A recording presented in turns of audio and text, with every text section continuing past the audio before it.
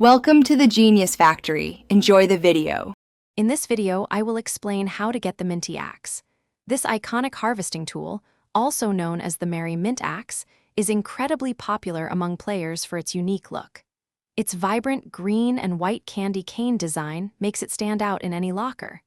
Many players desire this pickaxe, making it one of the game's most recognizable cosmetic items. Let's dive into its history and how it was once available.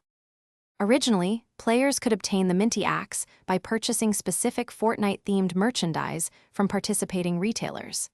These items, such as V-Bucks cards or other game products, included a unique code. Upon redeeming this code on the official Fortnite website, the Minty Axe would be added to your in-game locker. This method made it a limited-time, exclusive item for many players.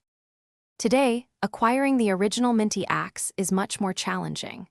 The vast majority of the promotional codes distributed have long since expired, making them invalid for redemption.